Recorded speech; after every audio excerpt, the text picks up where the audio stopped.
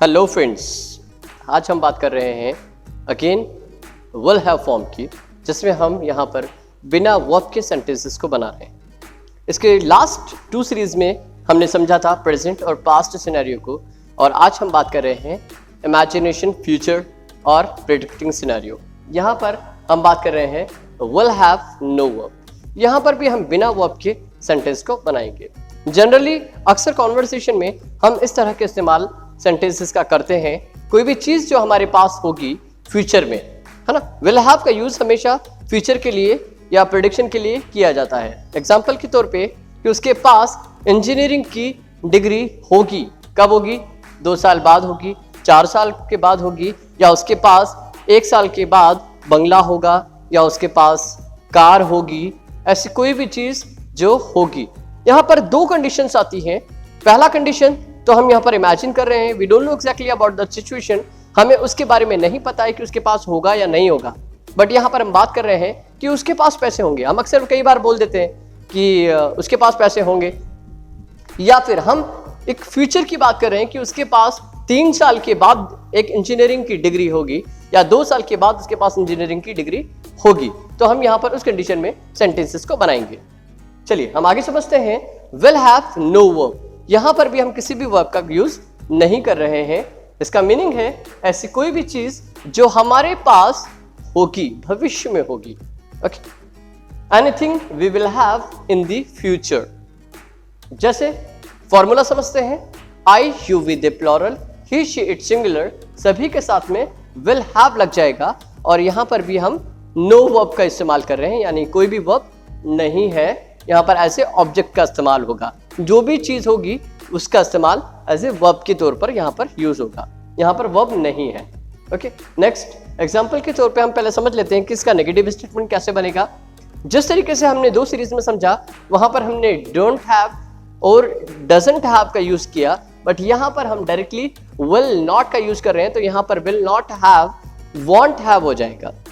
Will not को हम क्या बोलेंगे? Won't have. I you with the plural, he she it singular, सभी के साथ में विल हैव। और जब हम नेगेटिव बनाएंगे तो वॉन्ट हैव का इस्तेमाल होगा, और वर्ब अपनी जगह, नो वर्ब अपनी जगह रहेगी। इसी तरीके से हम आगे समझते हैं। स्क्रीन पर आपको एक सेंटेंस उदाहरण के तौर पर दिखाई दे रहा है, उसके पास पैसे होंगे। यहाँ पर सेम एज इट इज हमने सेंटेंस लिया, उसके पास पैसे होंगे। सेंटेंस हो जाएगा ही will have money. He will have money. जब हम नेगेटिव स्टेटमेंट बनाएंगे तो सेंटेंस हो जाएगा ही वॉन्ट हैव मनी, यानी क्या उसके पास पैसे नहीं होंगे। क्वेश्चन में हो जाएगा विल ही हैव मनी, क्या उसके पास पैसे होंगे। इसी तरीके से question plus negative, will he not have money, क्या उसके पास पैसे नहीं होंगे। And why plus question, why will he have money, उसके पास पैसे क्यों होंगे। और how plus question, how will he have money, उसके पास पैसे कैसे होंगे। इसी तरीके से हम कई सेंटेंसेस इसके बिहाफ पे इस पर बेस्ड बना सकते हैं। तो आपको अगले सेंटेंस में इसी तरीके का कुछ सेंटेंस बनाना है। चलिए एग्जांपल के तौर पे हम एक सेंटेंस ले लेते हैं। सेंटेंस है उसके पास डिग्री होगी। फॉर एग्जांपल, उसके पास डिग्री होगी। सेंटेंस क्या बनेगा? ही will have degree. He will have degree. Negative क्या बनेगा? उसके पास डिग्री नहीं होगी। नहीं, उसके पास डिग्री नहीं होगी, हम अक्सर बोलते हैं। सो क्या हो जाएगा sentence? He won't have degree.